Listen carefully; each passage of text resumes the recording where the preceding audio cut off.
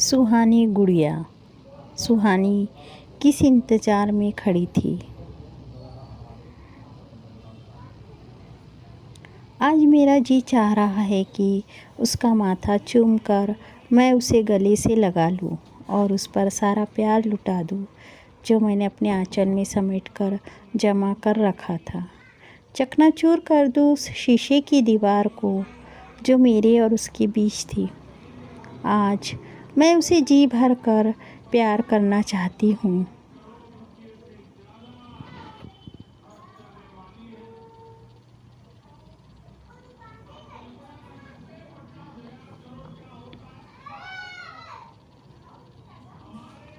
मुझे बहुत ज़ोर से भूख लगी थी। भूख से मेरी आंतें कुलबुला रही थी। मैं लेटे लेटे भुनभुना रही थी, यहाँ मेरी मरी रेनू भी न जाने कब आएंगी। सुबह के 10 बजने को है पर महारानी का अता पता ही नहीं। यह लॉकडाउन न होता तो न जाने कब का इसे भगा देती और दूसरी रख लेती।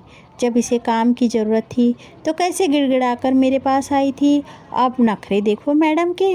अरविंद सुबह सुबह मुझे चाय के साथ ब्रेड या बिस्कुट देकर दवा खिलाते और खुद दूध कॉर्नफ्लेक्स खाकर अस्पताल चले जाते हैं। डॉक्टर की छुट्टियाँ कैंसिल है। मैं 1.5 महीने से टाइफाइड के कारण बिस्तर पर पड़ी हूँ। घर का सारा काम रेनू ही देखती है। मैं इतनी कमज़ोर हो गई हूँ कि उठकर अपने काम करने की भी हिम्मत नहीं होती। पड़े पड़े न जाने मेरे मन में कैसे ख्याल आ रहे थे। तभी सुहानी की मधुर आवाज़ मेरे कानों में पड़ी। माँ, आप जाग रही है क्या? मैं आपके लिए चाय बना लाऊं? मैंने कहा नहीं, चाय और दवा तो तेरे बड़े पापा दे गए हैं, पर बहुत ज़ोर की भूख लगी है। रेनू भी न जाने कब आएंगी। कितनी भी डांट लो, इस पर तो कोई असर नहीं होता।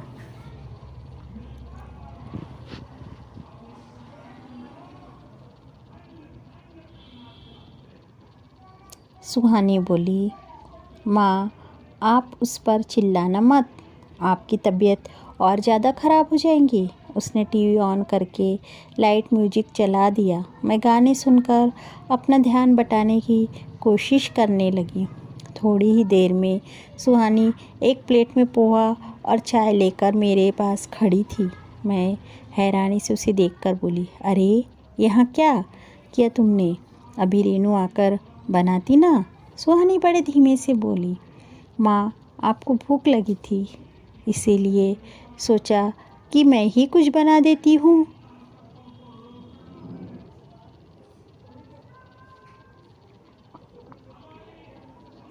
मेरा पेट सच में ही भूख के कारण पीठ से चिपका जा रहा था, इसलिए मैं प्लेट उसके हाथ से लेकर चुपचाप पोहा खाने लगी। उसने मुझसे पूछा, माँ, पोहा ठीक से बना है ना? नमक थोड़ा कम था, पर मैं मुस्कुराकर बोली, हाँ, बहुत अच्छा बना है। तुमने यह कब बनाना सीखा?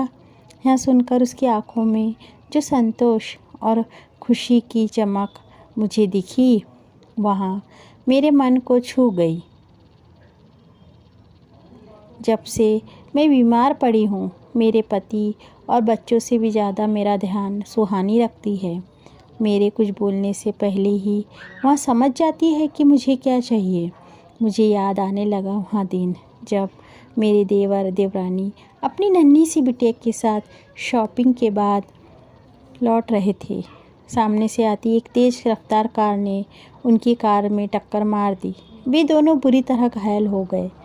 देवर ने तो अस्पताल ले जाते समय रास्ते में ही दम तोड़ दिया था और देवरानी 1 हफ्ते तक अस्पताल में ज़िंदगी और मौत से जूझने के बाद भगवान को प्यारी हो गई।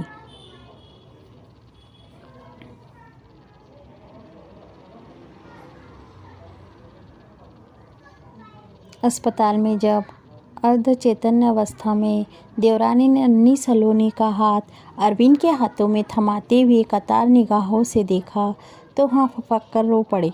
उनकी मृत्यु के बाद लखनऊ में उनके घर, ऑफिस, फंड, ग्रेजुटी वगैरह के तमाम झमेलों का निपटारा करने के लिए लगभग 2 महीने तक अरविंद को लखनऊ में काफ़ी भागदौड़ करनी पड़ी। सारी औपचारिकताएं पूरी करने के बाद सलोनी की कस्टडी का प्रश्न उठा। देवरानी का मायका रायबरेली में 3 भाइयों और माता पिता का सम्मिलित परिवार और व्यवसाय था। वे चाहते थे कि सलोनी की कस्टडी उन्हें दे दी जाए। उनके बड़े भैया बोले, सलोनी हमारी बहन की एकमात्र निशानी है, हम उसे अपने साथ ले जाना चाहते हैं। इस पर अरविंद ने कहा कि सलोनी मेरे भाई की भी एकमात्र निशानी है। वहीं अरविंद के पिताजी बोले, सलोनी कहीं नहीं जाएंगी, मेरे बेटे अनिल की बिटिया हमारे घर में ही रहेंगी।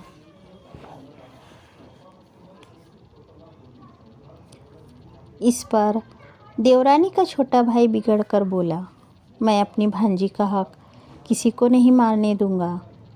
आप लोग मेरे बहनों की सारी संपत्ति पर कब्जा करना चाहते हैं, इसलिए सलोनी को अपने पास रखना चाहते हैं।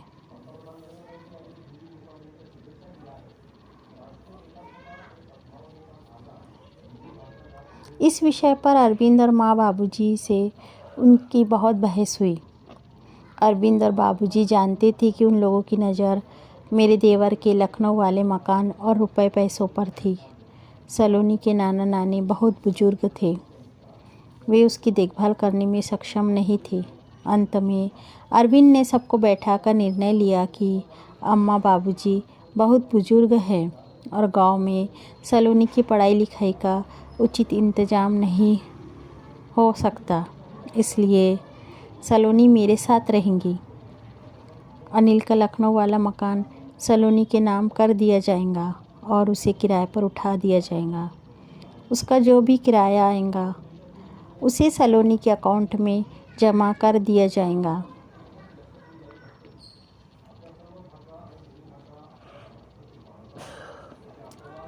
अनिल के ऑफिस से मिला फंड वगैरह का रुपया भी सलोनी के नाम से फिक्स कर दिया जाएगा, जो उसकी पढ़ाई लिखाई और शादी ब्याह में खर्च होगा।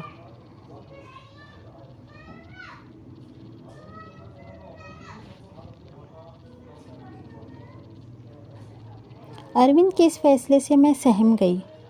उस समय तो कुछ ना कह पाई, पर अपने 2 छोटे बच्चों के साथ एक और बच्चे की जिम्मेदारी उठाने के लिए मैं बिल्कुल तैयार नहीं थी। अभी तक जिस सहानुभूति के साथ मैं उसकी देखभाल कर रही थी वह विलुप्त होने लगी। मैंने डरते डरते अरविंद से कहा, सुनिए, मुझे लगता है कि आपको सलोनी को उसके नाना नानी को दे देना चाहिए।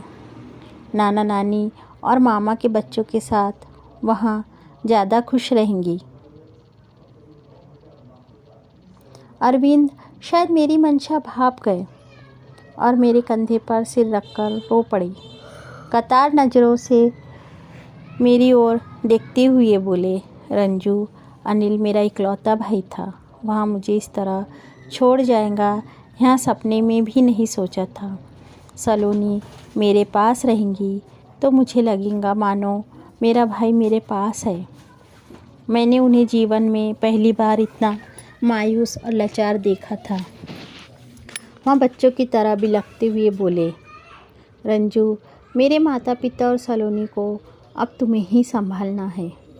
उनको इतना व्यथित देख मैंने चुपचाप नियति को स्वीकार कर लिया। बाबूजी इस गम को सह न पाए, हार्ट पेशेंट तो थे ही। महीने भर बाद दिल का दौरा पड़ने से परलोक सिधार गए। बाबूजी के जाने के बाद तो अम्मा मानो अपनी सुध-बुध ही खो बैठी। ना खाने का होश रहता, ना नहाने धोने का। हर समय पूजा पाठ में व्यस्त रहने वाली अम्मा अब आरती का दिया भी ना जलाती थी। वे कहती, बहू, अब कौनो भगवान पर भरोसा ना ही रह गयो है। का फ़ायदा ई पूजा पाठ का, जब यह दिन दिग्बेकार है। उन्हें कुछ भी समझाने का कोई फ़ायदा नहीं था। वे अंदर ही अंदर घुलती जा रही थी। 1 बरस बाद वे भी इस दुनिया को छोड़कर चली गई। अरविंद अपने काम में बहुत व्यस्त रहने लगे। सामान्य होने में उन्हें 2-3 वर्ष का समय लग गया।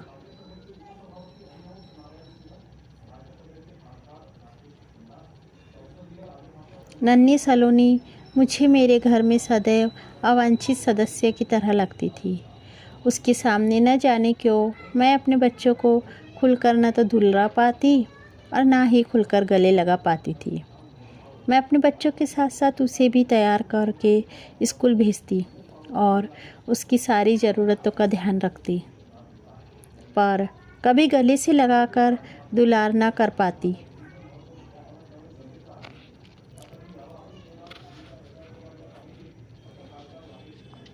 समय कब हथेलियों से सरककर चुपके चुपके पंख लगाकर उड़ जाता है, इसका हमें एहसास ही नहीं होता। कब तीनों बच्चे बड़े हो गए और कब मैं सलोनी की बड़ी माँ से सिर्फ माँ हो गई, मुझे पता ही ना चला। मैं उसे कुछ भी नहीं कहती थी, पर सुमित और स्मिता को जो भी इंस्ट्रक्शन देती वह उन्हें चुपचाप फॉलो करती। उन दोनों को तो मुझे होमवर्क करने, दूध पीने और खाने के लिए टोकना पड़ता था, पर सलोनी अपना सारा काम समय से करती थी। मुझे पेंटिंग्स बनाने का बड़ा शौक़ था। घर की जिम्मेदारियों की वजह से मैं अपने इस शौक़ को आगे तो नहीं बढ़ा पाई, पर बच्चों के प्रोजेक्ट में और जब तब साड़ियों, कुर्तों और कपड़ों के बैग वगैरह पर अपना हुनर आजमाया करती थी।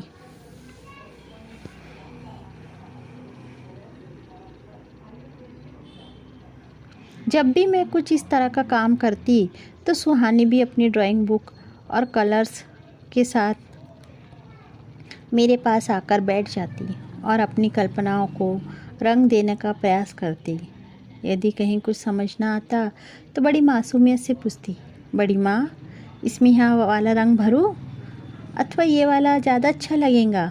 उसकी कला में दिनों दिन निखार आता गया। विद्यालय की ओर से उसे सभी प्रतियोगिताओं के लिए भेजा जाने लगा और हर प्रतियोगिता में उसे कोई ना कोई पुरस्कार अवश्य मिलता। पढ़ाई में भी अव्वल सलोनी अपने सभी शिक्षक शिक्षिकाओं की लाडली थी। जब कभी सुमित, स्मिता और सुहानी तीनों आपस में झगड़ा करते तो सुहानी समझदारी दिखाते हुए उनसे समझौता कर लेती। मैं बच्चों के खेल और लड़ाई के बीच में कोई दखल अंदाजी नहीं करती थी। 1.5 महीने पहले जब डॉक्टर ने मेरी रिपोर्ट देखकर बताया कि मुझे टाइफाइड है तो सभी चिंतित हो गए। सुमित, स्मिता और अरविंद हर समय मेरे पास ही रहते और मेरा बहुत ध्यान रखते थे, पर धीरे धीरे सब अपनी दिनचर्या में बिजी हो गए।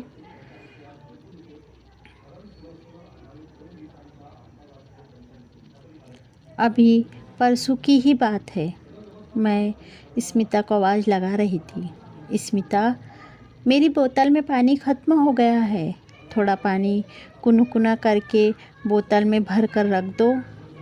इस पर वह खींच कर बोली, ओफ़ो अम्मा, आप थोड़ा वेट नहीं कर सकती? कितनी अच्छी मूवी आ रही है, आप तो बस रट लगा कर रह जाती है। इस पर सुहानी ने उठकर चुपचाप मेरे लिए गर्म पानी कर दिया। मेरी खिसियाई सी शक्ल देखकर वह बोली, माँ, क्या आपका सिर दर्द हो रहा है? लाइए मैं दवा देती हूँ। मैंने मना कर दिया। सुमित बीच बीच में आकर मुझसे पूछ जाता है, माँ, आपने दवा ली? कुछ खाया कि नहीं वगैरह। स्मिता भी अपने तरीके से मेरा ध्यान रखती है और अरविंद भी, किंतु सलोनी, उसके तो जैसे ध्यान में ही मैं रहती हूँ।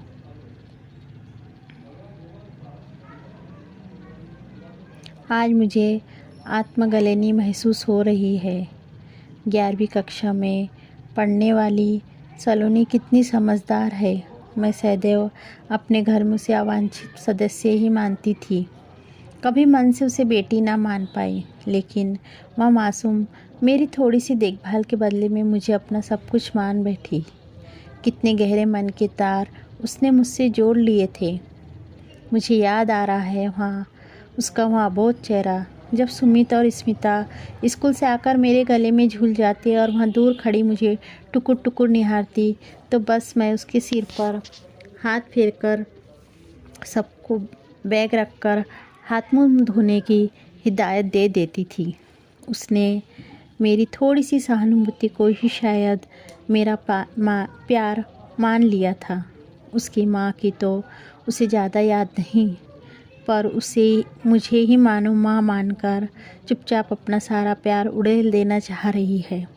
आज मेरा जी चाह रहा है कि उसे मैं अपने गले लगाकर फूट फूट कर रो और अपने मन का सारा मैल और परायापन अपने आंसुओं से धो डालूं। मैं उसे अपने सीने से लगाकर ढेर सारा प्यार करना चाह